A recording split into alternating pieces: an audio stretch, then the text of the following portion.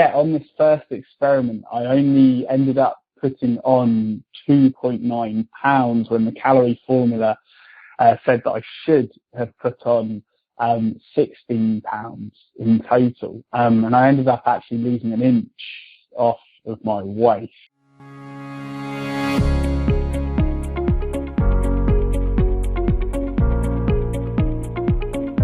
Welcome to the Calorie Conundrum Podcast with Coach Strick. Join us as we expand the weight loss conversation to beyond just calories and dare to ask the question, why does eating less and exercising more sometimes not produce the desired results? Here's Coach Strick to discuss this Calorie Conundrum. Hello everyone and welcome to the Calorie Conundrum Podcast. This is Coach Strick. And it is a very special day because today we have our last interview from the podcast archives. As I described in episode 1, I had the idea for this podcast over 8 years ago, and at the time recorded a handful of interviews from some awesome experts with varying expertise and experiences. I never posted those interviews, but now 8 years later, I'm finally posting the last interview from those old archives. Today's interview is another fantastic interview and shows once again that when it comes to calories in versus calories out, everyone is different and sometimes the numbers don't add up. I sit down with Sam Feltham of Smash the Fat, and he describes 3 different diet experiments he conducted on himself and the unusual results he obtained. Let's see what 5,000 calories a day did to Sam's body. With another interview, and today we have Sam Feltham. Sam is a personal trainer that has spent over a decade in the health and fitness industry.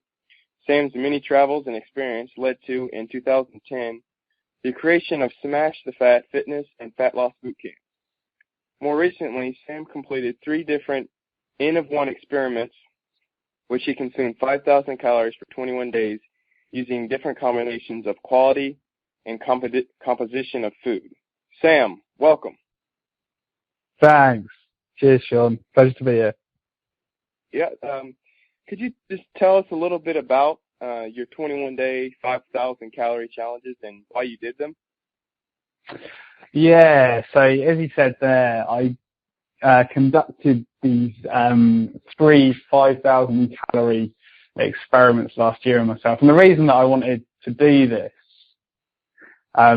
is because there's been a lot of debate over the last few decades about whether weight gain is caused by purely calorie consumption or particular foodstuffs.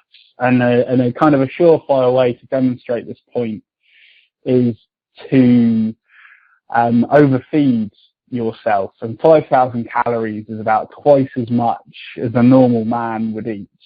And on my first experiment, I ended up eating 5,794 calories every single day of a low-carb, high-fat diet of real foods. So it's kind of, eggs and salmon for breakfast, along with some green vegetables, kind of nuts for snacks through the day, as well as mackerel for lunch, and then finally kind of a steak for dinner, all with kind of green vegetables and monumental amounts basically to get it up to 5,794 calories. On this first experiment, I only ended up putting on 2.9 pounds when the calorie formula said that I should have put on 16 pounds in total. And I ended up actually losing an inch off of my waist. So it was quite a bit different to what the calorie formula said I should have put on. And so I kind of did this follow-up experiment where I did the exact opposite. So I did low fat, high carb with fake food. So it's kind of cereal and skim milk for breakfast, along with mini pizzas for snacks, kind of sandwiches for lunch, pasta and garlic bread for dinner, along with some reduced fat rice pudding as well. It was. And again, it came to 5,793 calories a day. So there's actually 1 calorie less that I was eating. But I ended up putting on 16 pounds on that experiment. So it pretty much followed exactly what the calorie formula said I should have put on. And I ended up putting on 3.5 inches around my waist. So quite a difference in terms of that. And then this final one that I did was I went back to real foods, but still was doing the low fat, high carb thing. And again, eating 5,794 calories a day. And on those real foods, I ended up putting on, I think in pounds, it was about 10 pounds that I put on, over those 21 days, and ended up putting on, I think it was about 2 3/4 inches on my waist as well. But the really interesting thing with all these experiments is that the first two, when you account for kind of the amount of exercise that I was doing, the amount lost from the amount of protein that I was eating and fiber that I was eating, the first two, the net calorie surplus was a difference of 63 calories. So they were really, really close. But the last one, because of the amount of fiber that I was eating, was rather a large amount, I actually ended up the net calorie surplus of 7,000 calories less than the previous two. But I ended up putting on more than the first experiment, despite a 7,000 calorie difference there in net. So yeah, it was rather interesting. So you said that you didn't gain very much weight on the low carb, high fat diet, and how do you explain that to people that you know, you weighed less than the calorie formula predicted? What do you tell them? Like, because it's supposed to be calorie. You know. Yeah, this is where it gets complicated, and I kind of say this in my write-up of the experiments, is that we don't fully understand exactly how biology interacts with the laws of physics. The laws of physics always remain true. So the most widely touted kind of law of them all is the first law of thermodynamics. So energy can neither be created or destroyed. And you know, this is kind of the foundation of conventional weight loss, basically. And although this always remains true, we just don't fully understand how biology, and particularly in this case, human biology, kind of interacts with that. Now, on the most part, I'm more than likely pooed a lot of it out in the first experiment. not to be too disgusting, but yeah, basically it just kind of went through. But also at the same time, my body temperature went quite a bit higher on that one as well, because my body was in a state of what I call biochemical balance. So the foods that I was eating weren't creating a biochemical imbalance in my body, which the other experiments kind of were, to two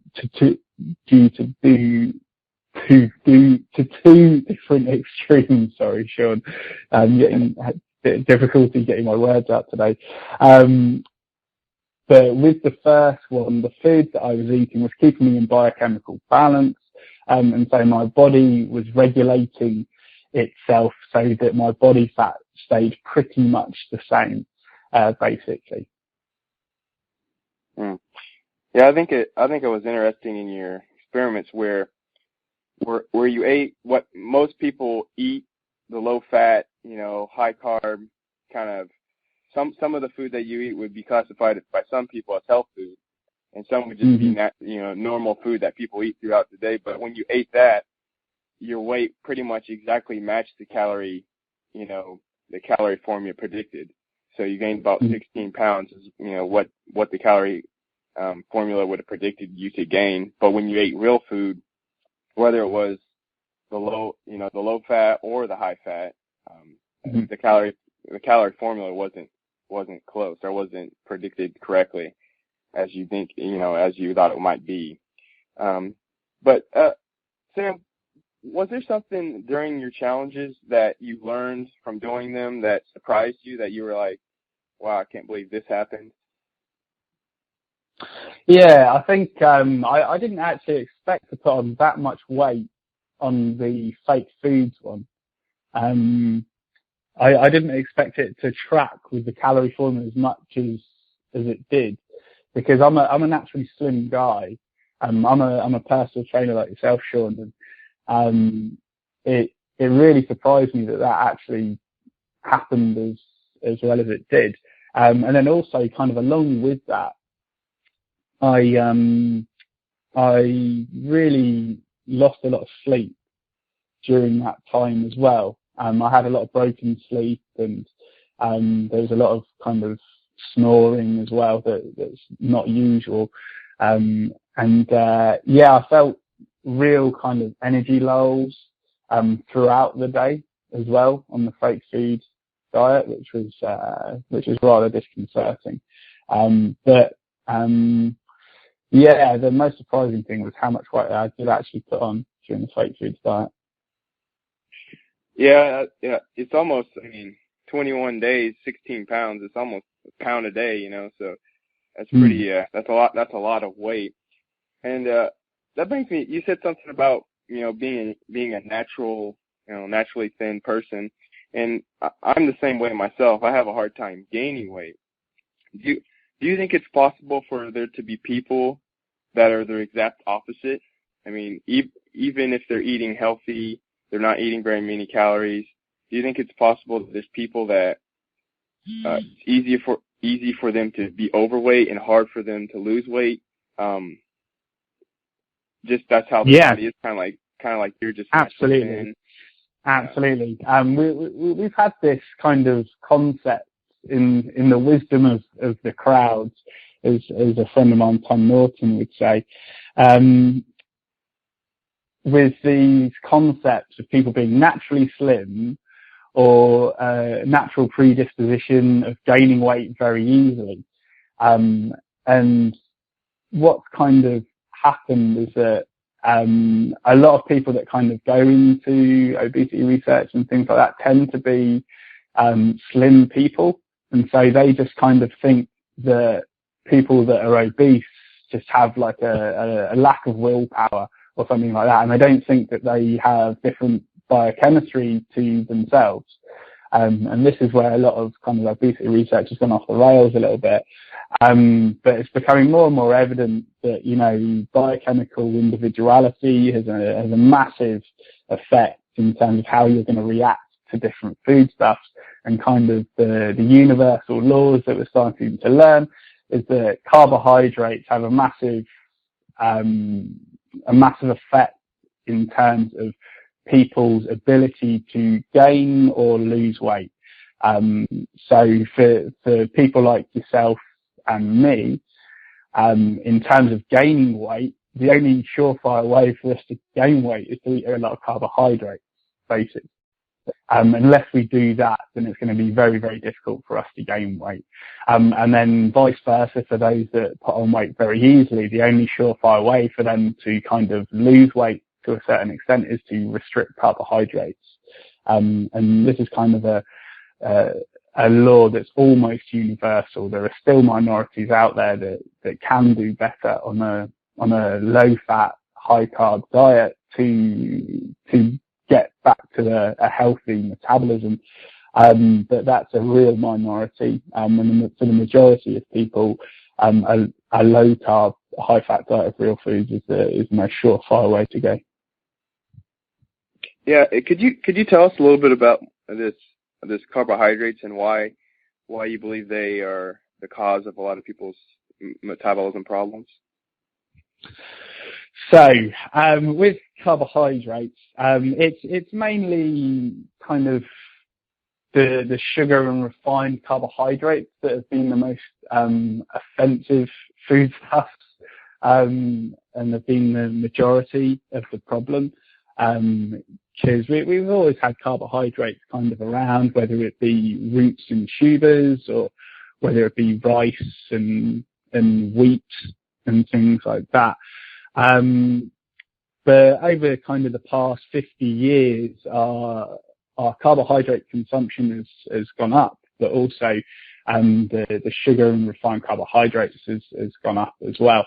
And that the reason that makes people accumulate more body fat is because of a hormone called insulin.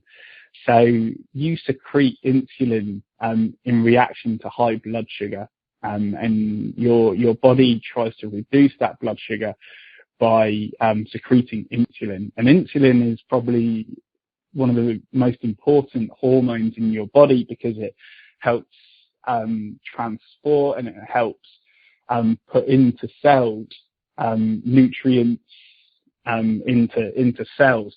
And the one thing that it does when it tries to lower blood sugar is that it takes that glucose and it puts it into fat cells, because at any one time you only have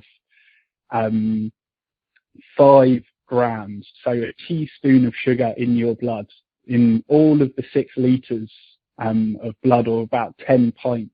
I'm not sure how much it is in pints.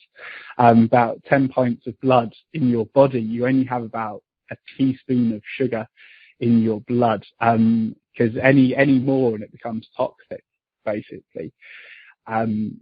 So your body secretes insulin, and it gets rid of all of the glucose by either storing it in your muscles and liver, but then even that's got a bit of a cap on it of 2,000 calories. But as like an instantaneous thing, it puts it into your fat cells. And if you start to eat a lot more carbohydrates and you have consistent excessive insulin secretion, then it stops your fat cells from burning more fat, and you start to accumulate more and more body fat, void of like how many calories that you're eating, really. Yeah, I think you have a good analogy that you have on your website and videos about the sink, and how basically the carbs can kind of help build limescale up on your sink pipes, and then you have a hard time losing the excess, body fat. I think that's a good analogy people can check out. Yeah, Sam, I know. Yeah, I know you've heard this experiment has kind of made you kind of semi-famous on the internet, at least. And I know you've probably heard different, arguments or congratulations. Like, you got people like me trying to interview you, and then you got other people saying, it doesn't mean anything. What are some of the different things that you've heard from, people that are like argue against your experiments or don't think they're worth anything? What are some of the things you've heard, and what would your reply to be to some of those arguments? Yeah, so as you say, I'm kind of revered and vilified for doing exactly the same thing from 2 different groups of people, which is rather interesting, but it's always the way it goes. And those that kind of vilify what I've done, I mean, first and foremost, they say that it's an N of 1 experiment, which is very, very true. And you can't you can't create any science on an N of 1 experiment. But what I say to that is that my N of 1 experiment is just a demonstration of what the randomized controlled trials are showing, and have done consistently for the past 15 years, with hundreds of people. And it's becoming more and more evident that this is kind of the underpinning problem with the obesity epidemic, and also the diabetes epidemic, and all of the comorbidities that kind of go with obesity. And also they say that it's not about the insulin, which is an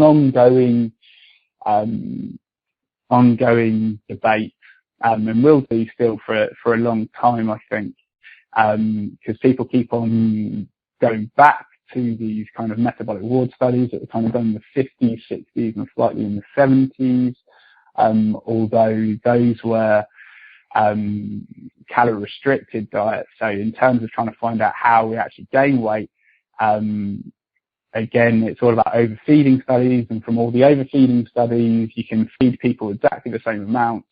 And one of the best ones was by this guy called Claude Bernard. And he overfed 12 sets of twins, identical twins, 1,000 calories a day for 100 days. And basically there was a massive range between different sets of twins, from about a 8-pound weight gain to around about 25-pound weight gain. And even between twins, it was different, despite the same amount of calories of overconsumption consumed. So this sort of is the underpinning thing, that it's all down to biochemical individuality, and it's all down to how you react to, how you biochemically react to different foodstuffs, and kind of the universal law is this whole carbohydrate effect. Not to say that any other macronutrient isn't to blame or anything, but the majority of the problem is more than likely carbohydrates. Yeah, and I think the argument that people make that, N of 1 doesn't mean anything for, the mass population, and it shouldn't be taken, serious. Well, like my argument against that is, well, it proves what Sam can eat and what Sam can't eat and what it does to Sam's body. And so basically what people have to do is just find out for themselves, how certain foods affect them. And that's the only real way that they're going to be able to tell, because you can do, as many studies as you want, but, and you could follow the recommendations of those studies, and it still not work for you. And so I think it all depends on the individual, like you said, biochemical individuality, and just finding out what works for you. So. Absolutely, that's the best advice, and kind of there's a best place to start, which tends to be the low carb, high fat diet. It's all about fine tuning it for sure, and trying to find out what does work for you, because as you say, everybody is different, and trial and error is the only surefire way of finding out what does work for you, unfortunately. Exactly. Yeah. Sam, do you have any other challenges planned? I'm tempted. I haven't totally confirmed this yet, but I am kind of tempted. But a lot of people have asked me to do a low carb, high fat vegan experiment, which I'm kind of tempted to do, just to try and sort of see what happens, especially to my blood work. I think that would be interesting. Sort of see what happens. That'd be a lot. What would that be? A lot of nuts and avocados? I know. This is it. So it'd be a lot of nuts, a lot of avocados, and a lot of olive oil as well. So that'd be rather interesting. Yeah, that'd be a lot. Yeah, it would be. And I'm not sure. I'm going to have to sort of see how I can construct a low carb, high fat vegan diet. But I'm kind of tempted to do that. But for now, kind of the 3 experiments that I've done kind of demonstrate my point, I think. Yeah, I think they do too. Well, Sam, thanks for being with us today. If the listeners want to find out more about you or find out more about your experiments, where can they go? Best place to go is if they go to smashthefat.com. Then they can follow the blog there, and kind of find out all about our social media stuff in terms of YouTube, Facebook, and Twitter. All right. I'll put a link on the page, and I thank you again. Thanks a lot, Sean. Really appreciate it, mate. I hope you enjoyed that episode with Sam. I have also experienced eating excessive calories and not gaining as much weight as the formulas estimated I would. There are many things at play when it comes to your metabolism, and everyone is different. When it comes to weight loss, you just have to find out what works for you, no matter how many differing opinions there may be. The one way you can find out what works for you is through experiments like the one Sam did. Trying different things is one of the reasons I created the WHAM Fam. The WHAM Fam stands for the Weight Loss and Muscle Building Family and is the free membership over at calorieconundrum.com. This membership gives you access to podcast transcripts, bonus interviews, free webinars, free health and fitness challenges, special discounts, and access to the free WHAM Fam Facebook group. I hope you will join our weight loss and muscle building family. And with that said, this is Coach Strick saying thanks for listening, and remember, when calories in, calories out doesn't work, that, my friend, is a calorie conundrum.